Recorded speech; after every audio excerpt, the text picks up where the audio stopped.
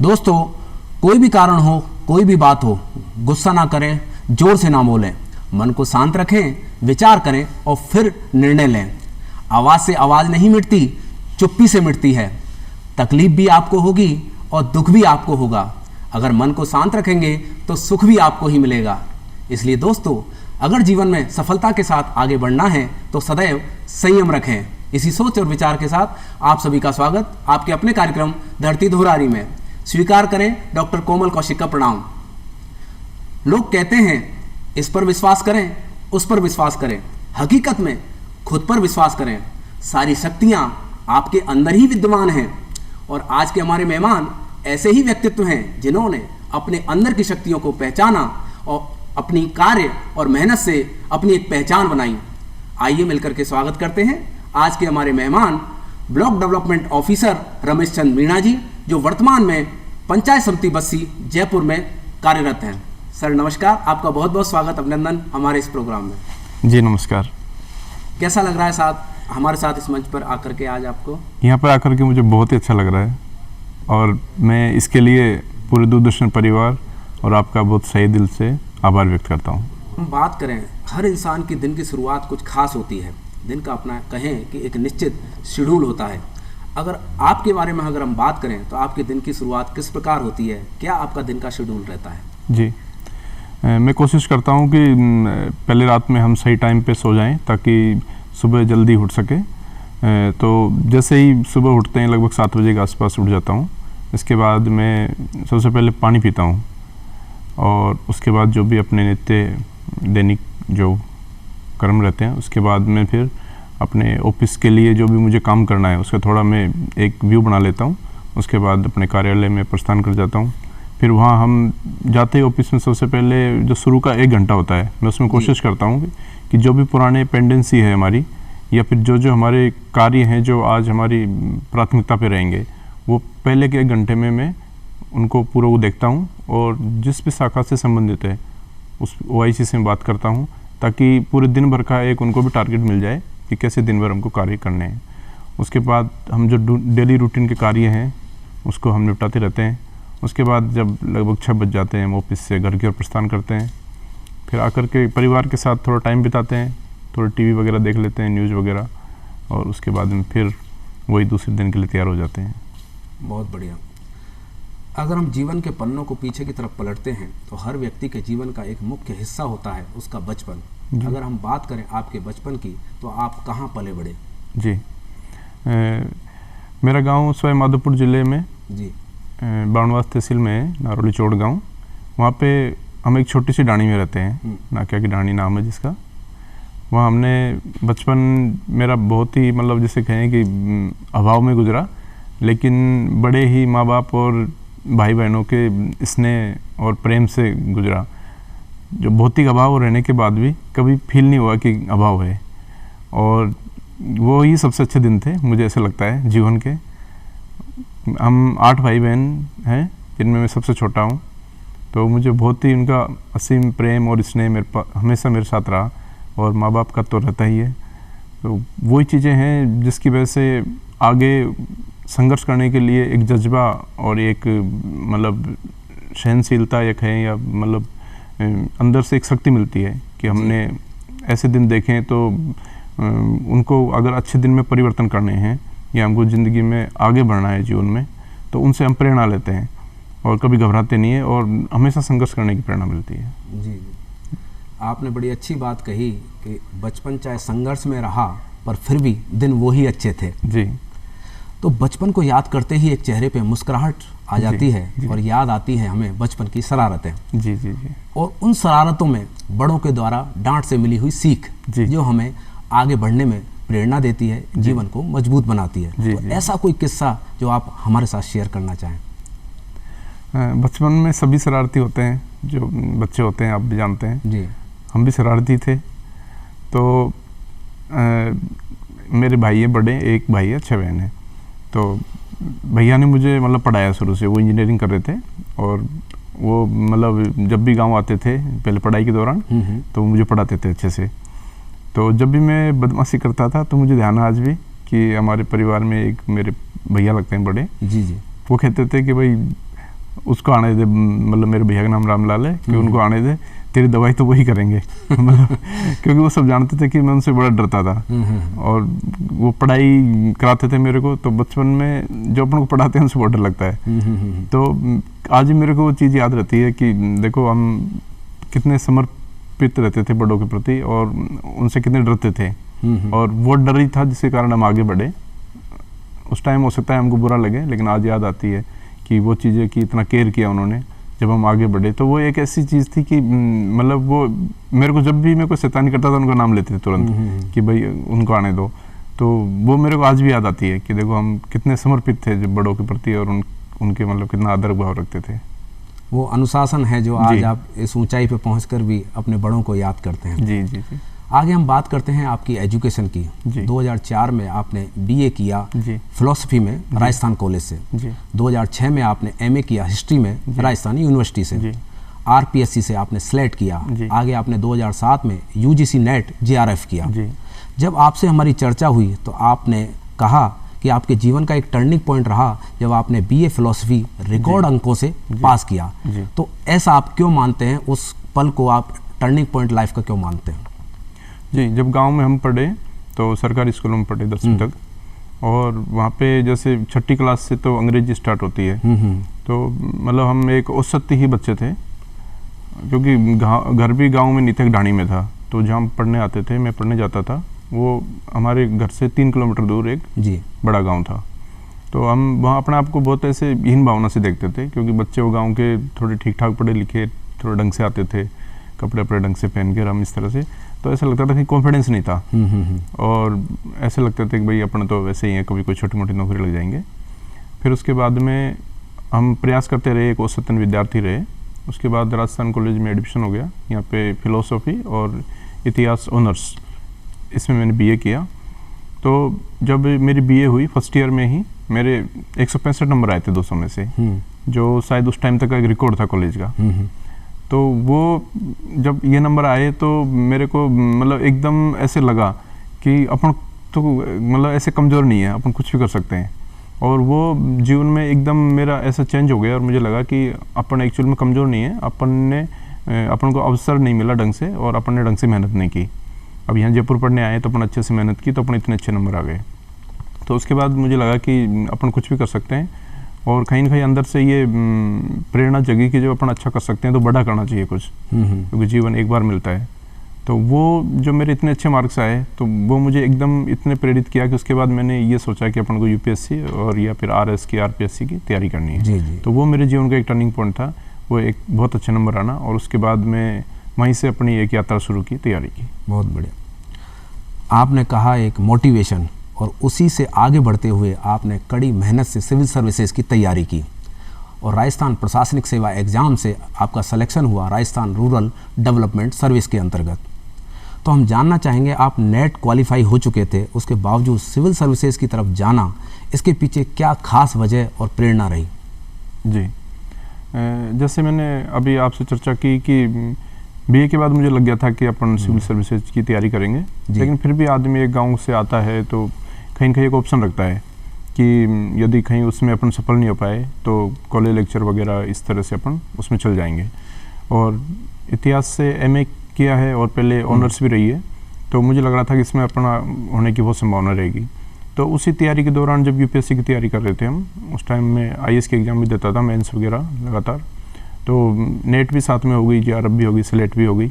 तो वो एक ऑप्शन के हिसाब से देखा था कि भाई यदि अपन सिविल सर्विसेज में नहीं जा पाए तो एक अच्छी एक जॉब मिल जाए अपन को। मतलब एक सेफ जोन हमारे पास है, और आगे उस मोटिवेशन को बढ़ा के आपने सिविल सर्विसेज की तैयारी की। जी। आगे हम बात करें, आपके जीवन की एक तरह से कहें जीवन जीने की फिलॉसफी क्या है, या कहें फलसफा क्या है? जी, मैं ये मानता हूँ कि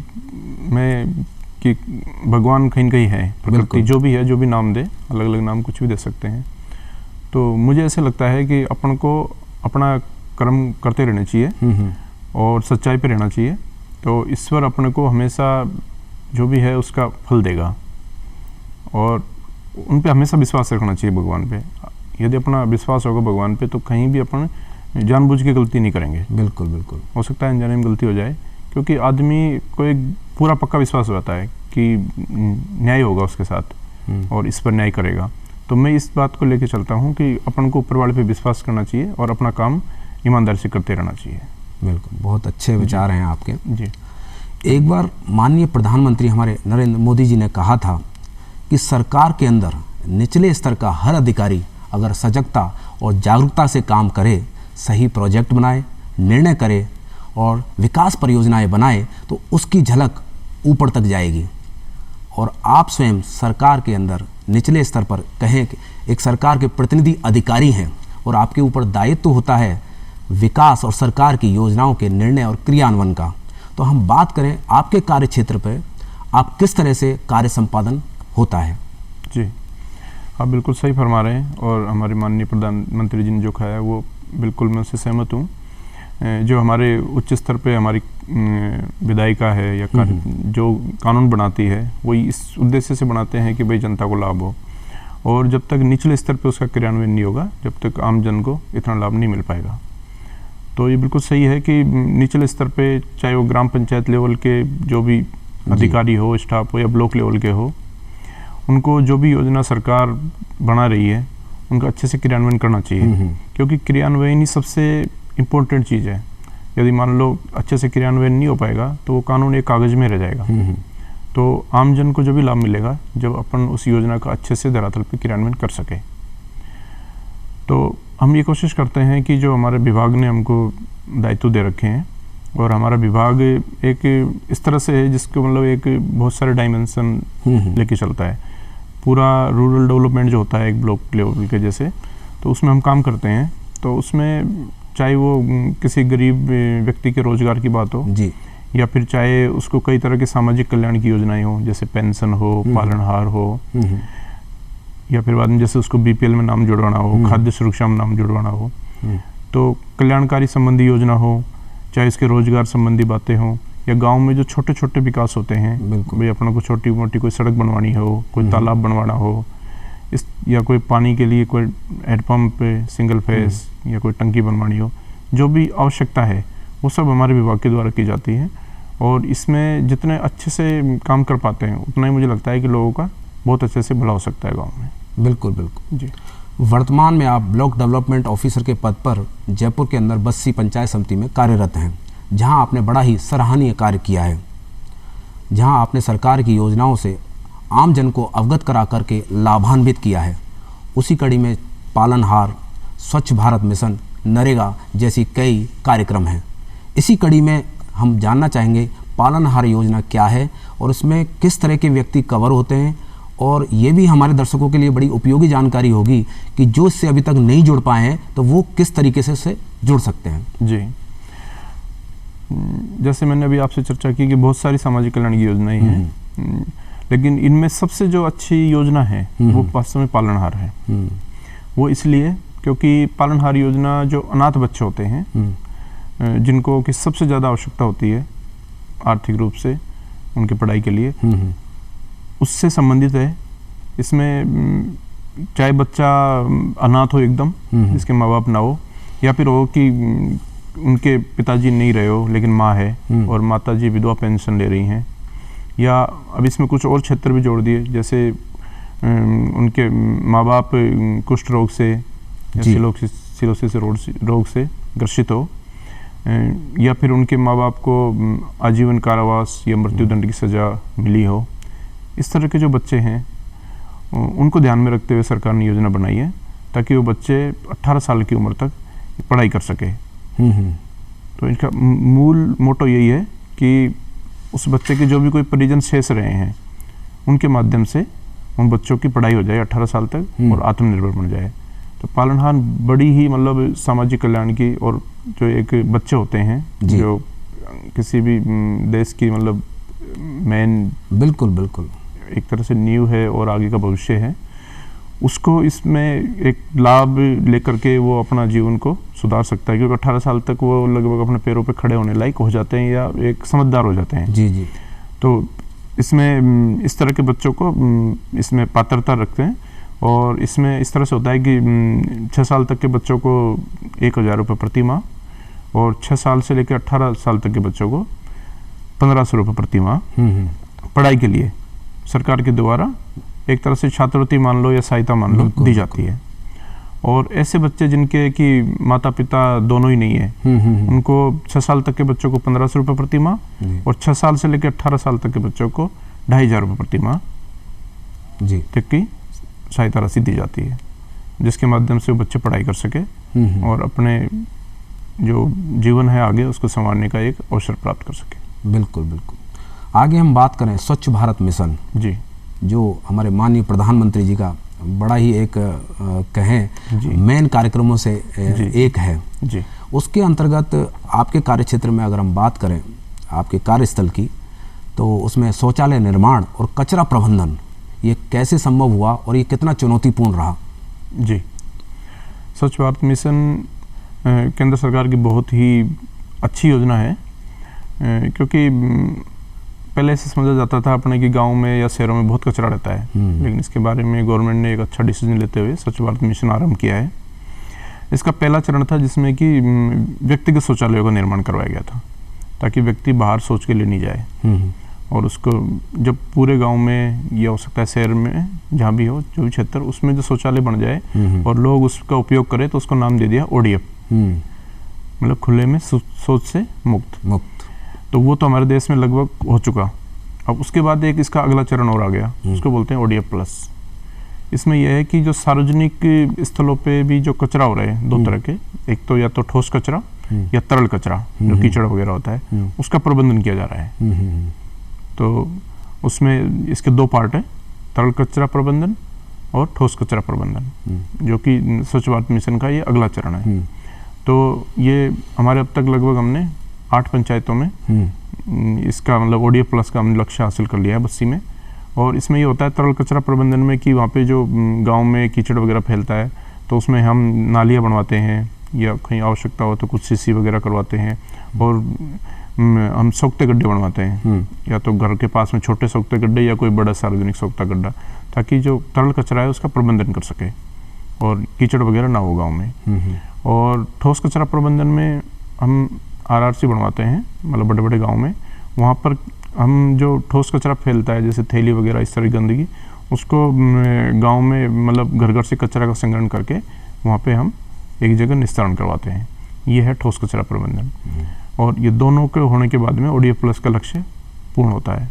ये कंटिन्यू चल रहा है, पूरे देश में चल रहा है, और इसमें हमारी बस्सी बहुत अच्छे से जोरों शोरों से काम कर रहे हैं।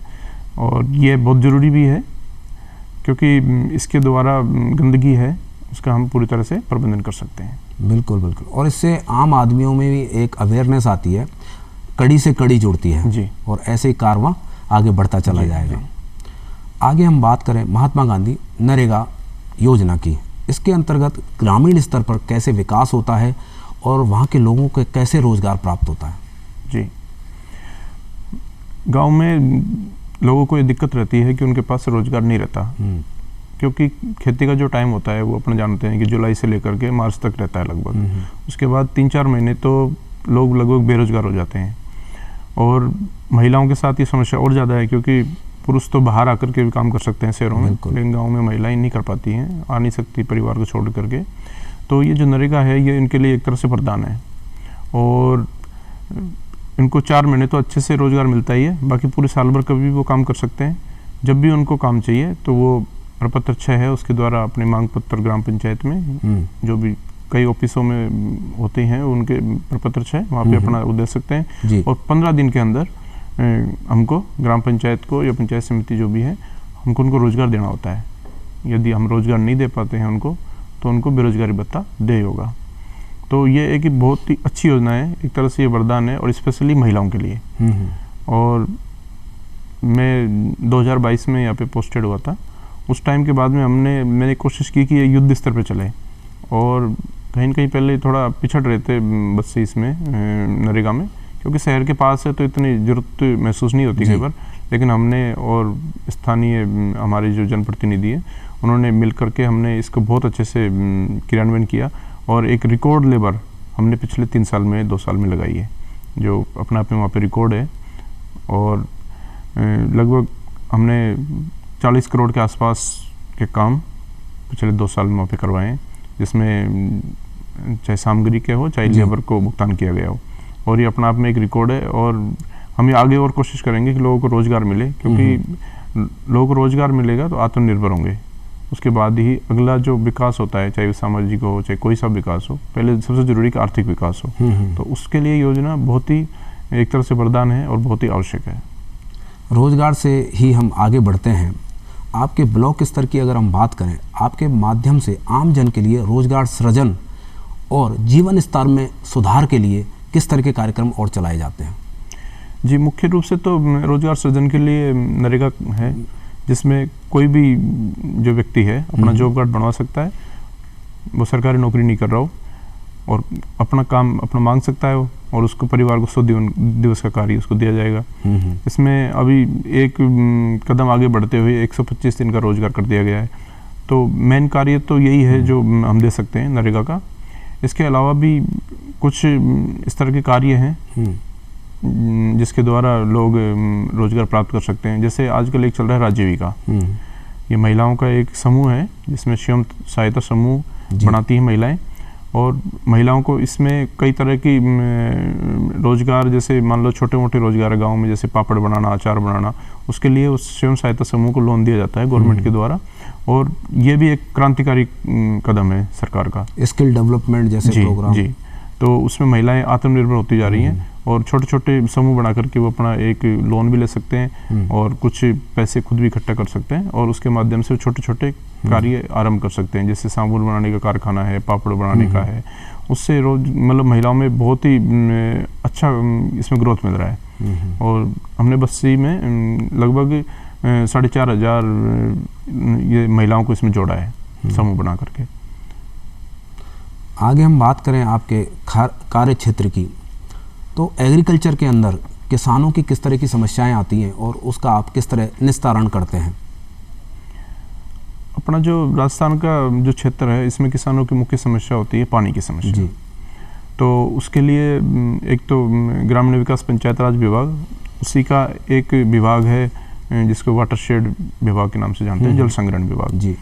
ये मिलकर के क्या है कि छोटे छोटे पौंड, एनीकट इस तरह के बना रहे हैं ताकि पानी का संग्रहण हो और भूजल स्तर बढ़े। तो इसके माध्यम से जैसे भूजल स्तर बढ़ेगा, या छोटे छोटे टाँके वगैरह इस तरह से बनवा करके पानी को इकट्ठा रखते हैं और वो पानी सर्दियों तक रह जाता है, तो उनको फसल हो जाती है, तो एक समस्या खत्म हो जाती है, उनकी सिंचाई संबंधी जो समस्या है। इसके अलावा जैसे कई बार उनको बीज वगैरह नहीं मिलते, वो यद्यपि हालांकि वो कृषि विभाग से होता है, लेकिन वो भी कहीं न कहीं पंचायत राज से जुड़े हुए हैं 5 विभाग। तो समय समय पर सरकार जब भी फसल बुआई का टाइम आता है, उनको बीज की किट भी उपलब्ध कराती है। बहुत बढ़िया।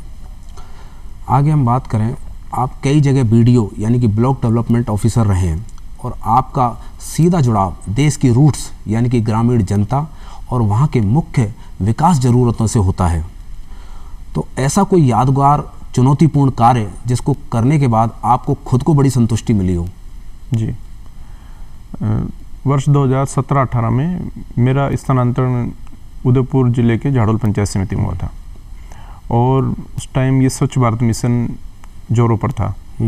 लेकिन झाड़ोल का जो क्षेत्र है वो बहुत ही रिमोट क्षेत्र है, और वहाँ पर लगभग 70-80% जो जनसंख्या है वो छोटे छोटे पहाड़ों पे मगरी में रहती है। मुख्यतः आदिवासी लोग वहाँ पर निवास करते हैं। तो जब ये हर व्यक्तिगत शौचालय व्यक्तियों के लिए, परिवार के लिए बनवाए जाने थे, और साथ ही उनको इस तरह से प्रेरित करना था कि आप इनका उपयोग भी करें, तो इस सही मायने में स्वच्छ भारत मिशन हो पाएगा। तो वहाँ पे देखा कि लोग बिल्कुल शौचालय बनाने के पक्ष में नहीं थे, क्योंकि उनको बाहर जाना आसान लगता था। उनके परंपरागत रूप से वो जा रहे थे, और उनको तो बिल्कुल मानने के लिए तैयार नहीं होते थे। उस टाइम हमने इसको एक चुनौती के रूप में लिया, और हमारे सीओ साहब थे अविचल चतुर्वेदी जी, उन्होंने भी बहुत हमारा सहयोग किया। और हमारे जहाँ तक मुझे याद है, उस समय उदयपुर जिले में 17 पंचायत समितियाँ हैं, जिनमें से सबसे जो 3-4 बहुत ही पिछड़ी और रिमोट वाली पंचायत समिति थी, उसमें झाड़ोल एक थी, और वहाँ पे बिल्कुल न के बराबर काम हुआ था। लेकिन हमने इसको एक चुनौती के रूप में लिया। तो सबसे पहले पूरी टीम बना करके हमने और पूरी टीम को लगा करके हमने उसको ओडीएफ कराया और सबसे पहले जिले में शायद 2-3 पंचायत समिति जो हुई उनमें से उसको करा दिया। मतलब कहाँ तो ऐसा लग रहा था कि हो ही नहीं पाएगी और हमने बहुत पहले करवा दिया। तो वो जो काम था वो मुझे बहुत ही, उसको आज भी मैं सोचता हूँ तो बहुत ही संतुष्ट, अपने आप में संतुष्टि महसूस करता हूँ कि एक ऐसा चुनौतीपूर्ण कार्य था जो बहुत मुश्किल लग रहा था, लेकिन उसको हमने बहुत जल्दी कर दिया। जो बीपीएल परिवार हैं, यानी कि जो गरीबी रेखा से नीचे जीवन यापन कर रहे हैं या जो वृद्ध हैं, विकलांग हैं, ऐसे लोगों के सपोर्ट के लिए, आप सक्षम बनाने के लिए किस तरह के कार्यक्रम या अवेयरनेस, जागरूकता के लिए आप कार्यक्रम चलाते हैं? जी, बीपीएलओ के लिए एक तो सरकार के द्वारा खाद्य सुरक्षा जो मुहैया कराई जाती है, मतलब उनको अपने जो खाद्य पदार्थ हैं मंथली उसमें नाम जोड़ते हैं खाद्य सुरक्षा पात्रता परिवार में, और उसके बाद उनको खाद्य सुरक्षा के तहत जोड़ करके उनको राशन की चीज़ें उपलब्ध कराते हैं। साथ ही बीपीएल परिवारों में या फिर जो आप बता रहे अन्य वृद्धजन हैं या निःशक्तजन हैं, उनके लिए सरकार ने पेंशन योजना लागू की है।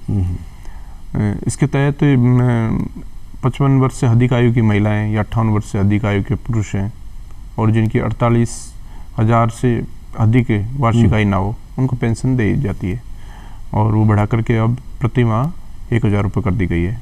इसी तरह से जो भी निःशक्तजन है, दिव्यांग है, उनके लिए भी पेंशन लागू है। जो भी व्यक्ति 40% से अधिक दिव्यांग है या 3 फीट और 6 इंच जी से छोटे हाइट वाले हैं, जिनको बोने कहते हैं अपन, उनको भी पेंशन दी है। इसके अलावा जैसे जो महिलाएं विधवाएं हैं हमारे, उनके लिए पेंशन दी है। तो ये 2 बड़ी अच्छी स्कीम है जिसके तहत एक तो हर माह पेंशन मिल रही है और साथ में उनको राशन भी मिल रहा है। जी, हम शहरी परिवेश में देखें तो सड़क और परिवहन की जागरूकता और काफ़ी जानकारियां रहती हैं, क्योंकि आप सीधे एक कड़ी हैं गांव और शहर के बीच की, तो आपका सीधा जुड़ाव रहता है ग्रामीण परिवेश से। तो ग्रामीण आंचल के अंदर जो सड़कों का जाल बिछा हुआ है, वहाँ अगर कोई सड़क खराब हो गई है तो प्रशासनिक हमारी जो चैनल सिस्टम है, वहाँ किस तरीके से एक आम आदमी या संस्था या कोई भी वहाँ का लोकल बंदा संपर्क कर सकता है और अपनी सड़क को सुधरवा सकता है, या आज भी कहीं कोई रास्ता नहीं बन पाया है तो वहाँ के लिए वो अपना आवेदन दे सकता है जिससे ये कार्य पूर्ण हो सके। या कहीं कोई दुर्घटना हो जाती है, सड़क परिवहन से ही जुड़ा हुआ पार्ट है, तो वो किस तरीके से कहाँ संपर्क कर सकता है? जी, पहली चीज़ आप बता रहे हैं कि सड़क वगैरह जैसे बनवानी हो या टूट गई हो, तो गांव में क्या है कि ग्रामीण विकास पंचायत राज के तहत 2 तरह से सड़कों का निर्माण कराया जा रहा है। एक तो मनरेगा योजना के अंतर्गत ग्रेवल सड़क बनानी हो या इंटरलॉकिंग सड़क जो ग्रामीण क्षेत्र के परिधि में हो, वो बनाई जाती है। वो कहीं पे भी आवेदन कर सकता है, ग्राम पंचायत में कर सकता है या पंचायत समिति में या जिला परिषद में कर सकता है, या 181 पे भी अपनी शिकायत दर्ज कर सकता है। यदि वो नियम में आ रही है तो उसको बनाने का हम पूरा प्रयास करते हैं। और इसके अलावा जो पंचायत राज से राज्य वित्त आयोग और केंद्रीय वित्त आयोग से जो राशि पंचायत राज संस्थाओं को दी जाती है, उसके द्वारा भी सीसी सड़क या इस तरह की सड़कें का निर्माण करवाया जाता है आबादी क्षेत्र के अंतर्गत। और आप बता रहे हैं जैसे दुर्घटना वगैरह की कोई बात हो जाए तो उसमें आप प्रशासन में उपखंड प्रशासन है, जिला स्तर पर प्रशासन है, ग्राम पंचायत, वहाँ सूचना दे सकते हैं, या अस्पताल में आप सूचना दे सकते हैं। 181 पे 108 पे आप कॉल कर सकते हैं। जो भी सुविधा गवर्नमेंट की तरफ से दी है उनको तत्काल दी जाती है। जी जी, आपके ऊपर काफ़ी एक दबाव रहता है, काफ़ी कार्य और योजनाओं का संचालन आपके माध्यम से होता है। अगर हम बात करें पंचायत समिति और ग्रामीण स्तर पे, तो आपके कार्य क्षेत्र की अगर हम बात करें तो आपको अभी तक सबसे चैलेंजिंग कार्य कौन सा लगा? हालांकि हर कार्य अपने आप में चुनौतीपूर्ण होता है, फिर भी अगर एक कहें कि ये अमुक कार्य सबसे चैलेंजिंग होता है। एक बड़ी अच्छी स्कीम चला रखी भारत सरकार ने, प्रधानमंत्री आवास योजना। इसमें क्या होता है कि जो पात्र परिवार है उनके लिए आवास स्वीकृत किए जाते हैं और पहले उनकी एक किस्त डल जाती है स्वीकृत होने के बाद में, फिर वो एक निश्चित लेवल तक जैसे प्लिंथ लेवल तक बना देंगे, फिर दूसरी किस्त डल जाएगी, फिर उसके बाद में फिर वो छत डालेंगे, बनाएंगे, फिर उसके बाद उसको अंतिम तीसरी किस्त दी जाती है। इसमें एक समस्या आती है कि जैसे ही किसी लाभार्थी को प्रथम किस्त दी जाती है तो कई बार लाभार्थी क्या होता है कि उन पैसों को किसी और काम में खर्च कर देता है, या फिर वो ऐसे करता है कि बहुत बड़ा एरिया में बनाना स्टार्ट कर देता है, बाद में पैसे रहते नहीं हैं और वो काम कई बार अधूरा सा रह जाता है और हम उसमें उनके चक्कर लगाते रहते हैं कि भाई बना दो बना दो बना दो, लेकिन वो बना नहीं पाते हैं। तो ये काम थोड़ा ऐसा लगता है, गवर्नमेंट का तो ये था कि भाई उनको कहीं घर बन जाए, आवास बन जाए, लेकिन कई बार लोग समझ नहीं पाते हैं और वो जो पैसे पहले दिए जाते हैं उनको वो किसी और कार्य में खर्च कर देते हैं और वो काम उनका हो नहीं पाता है। अब उसमें हम इतने डिपेंड हो जाते हैं कि उनसे बनवा भी नहीं सकते, क्योंकि आम जनता है तो बहुत ज़्यादा कोई अपने कानून और इस तरह से नहीं कर सकते, हर किसी के खिलाफ FIR दर्ज नहीं करा सकते। तो वहाँ कहीं ना कहीं बहुत ज़्यादा चुनौती आती है कि हम वो काम कराना चाहते हैं, लेकिन फिर खुद जब व्यक्ति लाभार्थी नहीं करना चाहता है तो वो काम कहीं ना कहीं अधूरा रहता है, 1-1, 2-2, 3-3 साल तक वो चलता रहता है और ये काम एक ऐसा लगता है जो बहुत चुनौतीपूर्ण है। इसी कड़ी में अगर हम आगे बात करें, आपकी एक तरह से ग्रामीण पृष्ठभूमि रही है और आपका जुड़ाव भी एक तरह से ज़्यादातर ग्रामीण क्षेत्र से ही आपका रहता है, तो आपके कार्य में ग्रामीण पृष्ठभूमि का कितना लाभ आपको मिल पा रहा है? जी, इसमें बहुत ही अच्छा लाभ मिल जाता है, मतलब महसूस होता है इस तरह से, क्योंकि अनुभव किया हुआ है। तो अनुभव के कारण क्या क्या समस्या आती है आमजन को, ग्रामीण जनता को, वो अनुभव के कारण ही उनको ज़्यादा अच्छे से हम सेवा डिलीवर कर पाते हैं। जैसे मुझे याद है जब मैं बचपन में, हम कोई भी सरकारी दस्तावेज लेकर के जब तहसील में जाते थे, कुछ दस्तावेज बनवाने होते थे, जैसे मान लो मूल निवास प्रमाण पत्र है, जाति निवास प्रमाण पत्र है या आय प्रमाण पत्र बनवाने होते थे, तो वहाँ पे हम देखते थे कि जैसे हमारी तहसील है वो गांव से करीब 15-20 किलोमीटर दूर थी और वहाँ पे उस टाइम साधन बहुत कम होते थे। फिर हम जाते थे तो पता चलता है आज अधिकारी नहीं है, फिर दूसरे दिन कभी बाबूजी नहीं है, तो एक जो काम जो आधा घंटे में हो सकता था, कई बार 3-3 दिन तक चक्कर लगाने पड़ते थे। तो उस चीज़ को आज भी महसूस करते हैं। तो मैं ये कोशिश करता हूँ कि कोई भी इस तरह का कोई व्यक्ति आए तो पॉसिबल हो तो उसका काम उसी टाइम करके दें, नियम में हो तो। और ये ऐसी चीज़ है क्योंकि ये फील की हुई है पहले बचपन में और गांव से जुड़े हुए हैं, तो आज भी ये मतलब कहीं न कहीं इसकी एक परिणाम मिलती है और इस चीज़ को हम महसूस करते हैं कि भाई इस तरह से कभी भी लोगों को इस तरह से घुमाया नहीं जाए। इसके अलावा जैसे गाँव में जो समस्याएँ होती है आमजन की, चाहे वो रोज़गार से संबंधित हो या वहाँ पे मान लो कि पेयजल की समस्या हो या फिर बाद में वहाँ पे इस तरह से कोई गंदगी वगैरह पड़ी हो या पानी वगैरह भरा होता है बरसात का, ये चीज़ें सब देखी हुई है। तो इसको अच्छे से कि क्या समस्या है और इसका क्या सॉल्यूशन हो सकता है, इसमें बहुत अच्छा मतलब मेरे को वो मिल जाता है, एक समझने में सहयोग मिल जाता है। जी।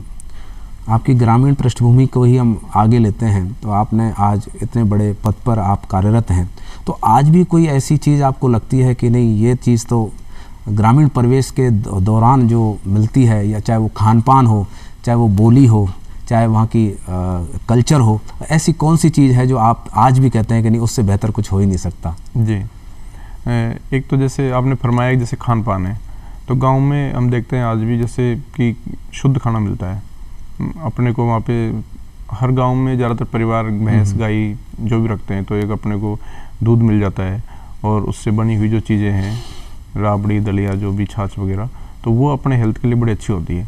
शहरों में आजकल अपने देखते हैं कि बच्चे फास्ट फूड खाते हैं, इस तरह की चीज़ें देखते हैं, कोल्ड ड्रिंक पीते हैं, ये सेहत के लिए बड़े ही खतरनाक होती है।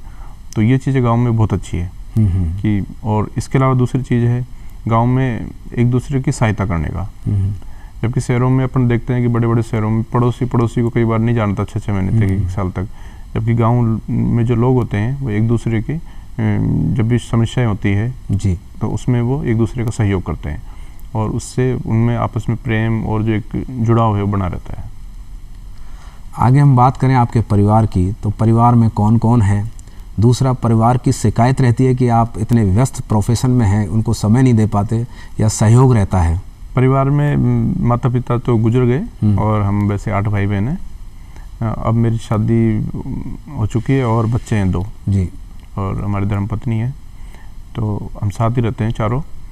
और आप जैसे बता रहे हैं कि शिकायत तो रहती है ज़्यादातर टाइम पे, क्योंकि ये इस तरह की नौकरी है जो प्रशासनिक सेवा में इस तरह से आती है, जो पब्लिक डीलिंग की नौकरी है, कि कई बार छुट्टी के दिन भी काम करना पड़ता है या ऑफिस जाना पड़ता है, या कई बार ऐसे नहीं कि 6 बजे कि अपने घर चल जाएँ, उस तरह 8 ही बज जाएँ कई बार। तो शिकायत रहती है कि भाई हमको टाइम नहीं दे पा रहे, लेकिन वो भी अब समझने लग गए कि भाई इतनी व्यस्तता रहती है नौकरी में, लेकिन जब भी टाइम मिलता है छुट्टी वगैरह तो परिवार के लिए टाइम बिता देते हैं। आपको पता है विश्व में सबसे युवा प्रधान देश हमारा देश है, जो हमको आगे एक तरह से आउटपुट देता रहेगा, तो आप युवाओं को कोई मैसेज देना चाहें? जी, हमारा देश आज टॉप जो विश्व के देश है जिनमें सबसे ज़्यादा युवा है निवास कर रहे हैं, उसमें है। तो मैं यही संदेश देना चाहता हूँ कि आप अच्छे से मेहनत करें, कहीं भी मतलब आप डगमगाए नहीं, क्योंकि जो आपके माँ बाप हैं उन्होंने आपके लिए बड़े सपने देखे हैं, आप उनको पूर्ण करें और दिल से मन से मेहनत करें, क्योंकि ये जो समय होता है 15 से लेकर के 20 साल के आसपास का, ये व्यक्ति के जीवन का गोल्डन टाइम होता है। अगर इसमें अपन गलती करते हैं तो जीवन भर कहीं न कहीं परेशान रहते हैं। तो आप इस समय का सदुपयोग करें। और एक दूसरी बात ये कहूँगा कि जो अपने माँ बाप होते हैं, बुजुर्ग होते हैं, उनका हमेशा मान सम्मान करें, क्योंकि मैं ये महसूस करता हूँ कि भगवान का रूप है तो माँ बाप ही है। तो हमेशा ये ध्यान रखें कि कहीं उनको किसी भी तरह की उनके मन को चोट ना लगे, क्योंकि उनका आशीर्वाद जो होता है वही हमारी बहुत बड़ी शक्ति होती है और वो हमें हमेशा प्रेरित करते रहते हैं। बहुत बढ़िया। अब वक्त इजाज़त नहीं दे रहा है, आज की बातचीत को हमें यहीं विराम देना होगा। आप आए, इतनी उपयोगी अच्छी जानकारी दी, आपका बहुत बहुत धन्यवाद, आभार। आपका और पूरे दूरदर्शन परिवार का बहुत बहुत आभार और दर्शकों को बहुत बहुत धन्यवाद। दोस्तों, अब वक्त है आपसे इजाज़त लेने का, लेकिन जाते जाते आपके लिए एक हेल्थ टिप्स। आज बात करेंगे विटामिन B12 की। विटामिन B12 जो हमारी डे टू डे लाइफ और बॉडी के लिए बहुत ही इम्पोर्टेंट है। अगर हम बात करें इंडिया की, तो करीब 47% लोगों में विटामिन B12 की डेफिशिएंसी पाई जाती है। बचे हुए 53% में से मात्र 26% के अंदर ही विटामिन B12 सफिशिएंट पाया जाता है। विटामिन B12 की इम्पोर्टेंस को अगर हम समझें तो DNA सिंथेसिस यानी कि DNA के निर्माण और एनर्जी प्रोडक्शन यानी बॉडी को एनर्जी देना और सेंट्रल नर्वस सिस्टम ब्रेन के फंक्शन को प्रॉपर करने के लिए भी B12 की बहुत आवश्यकता होती है। और तो और ब्लड के निर्माण में भी B12 बहुत महत्वपूर्ण योगदान देता है। अब कैसे पहचानें कि विटामिन B12 की कमी है, उसके क्या लक्षण हैं? तो इसके मुख्य लक्षणों की अगर हम बात करें तो फटीग, थकावट, चिड़चिड़ापन, सर में दर्द होना, डिप्रेशन, कंसंट्रेट नहीं कर पाना, इस तरह के लक्षण हमको देखने के मिलते हैं। और एक मुख्य लक्षण होता है मेमोरी कम होना। जैसे 4 काम किसी व्यक्ति के पास उदाहरण के लिए आ गए तो वो किसी ना किसी काम को भूल जाना। एक और मुख्य लक्षण देखने को मिलता है पेरिफेरल न्यूरोपैथी यानी कि नर्व डिसऑर्डर। हाथों की हथेली, पैरों की पगथली के अंदर जलन, चींटी सी चलना, झंझनाहट होना, ये भी विटामिन B12 की कमी के कारण होता है। तो इसकी पूर्ति के लिए हम दैनिक जीवन में हमारी डाइट में क्या ऐसा सेवन करें, क्या ऐसे सोर्स लें जिससे B12 की पूर्ति हो सके। इसके अंदर सबसे पहला इंपॉर्टेंट चीज़ है मिल्क। अगर 1 गिलास दूध हम रोजाना लेते हैं तो विटामिन B12 की करीब 50 से 70% की पूर्ति हो जाती है। बाकी बची हुई पूर्ति आप दूध के अन्य प्रोडक्ट जैसे कि चीज़, मठा, दही से कर सकते हैं। आगे हम वेजिटेबल में अगर जाएं तो गाजर, चुकंदर, पालक भी विटामिन B12 के अच्छे सोर्स हैं। स्प्राउट्स में दालें, काबुली चना का उपयोग कर सकते हैं। अगर आप एगिटेरियन हैं तो जो येलो पार्ट होता है एग के अंदर यानी यॉक, उसमें B12 बहुतायत में पाया जाता है। इसी बीच मैंने अभी आपको वेजिटेरियन में पालक के बारे में बताया था। विटामिन B12 वाटर सोल्यूबल होता है। तो अगर आप घर में पालक की सब्जी बनाते हैं, पालक को काटने के बाद कभी ना धोएं। अगर आपने पालक को काटने के बाद धोया तो B12 पानी के साथ वेस्ट हो जाएगा। इसलिए कभी भी पालक को वॉश करें, धोएं तो उसको काटने से पहले वॉश करें। आज के लिए इतना ही, इजाज़त दें डॉक्टर कोमल कौशिक को। नमस्कार।